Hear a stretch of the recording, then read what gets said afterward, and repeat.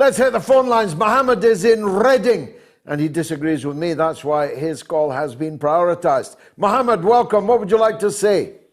I hope we both can't disagree, George. It's been a while and it's good to hear each other again. Go ahead, yes. Good to hear. Well, first of all, I do have a slight bone to pick with you, George, as much as we go back.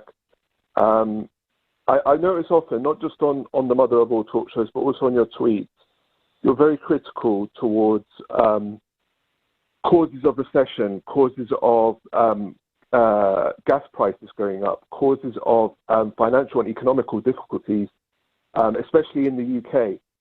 And what every human has got to realize is there's got to be some form of sacrifice when trying to do good. When being against corruption, for example, there's got to be a form of sacrifice, George. So you can't have your cake and eat it. In terms of, for example, the economy, I would rather the economy collapses completely if it meant that there'd be no corruption in the Middle East, that there'd be no corruption globally. I don't know if you can agree with me on this point, but you've got to be... there won't be many takers for that manifesto, Mohammed. I hope you realise that. You would rather our economy collapsed than that there was corruption in the Middle East. I understand what you're saying, but you won't expect the British people to agree to that, would you?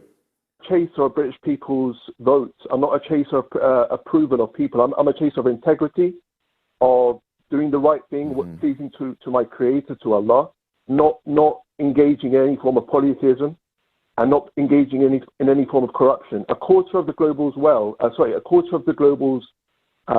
crude oil resources, George, comes from Iraq.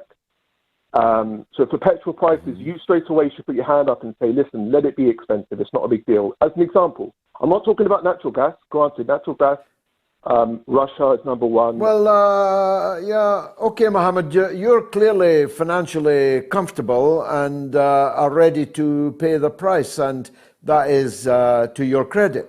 But I can assure you that the vast majority of people in Britain are not financially comfortable, are struggling to pay their bills, and demand, and have, I think, the right to, a government in Britain that will act for the British people in their interests rather than in the interests of others. Thanks for the call, though. Raymond in Swansea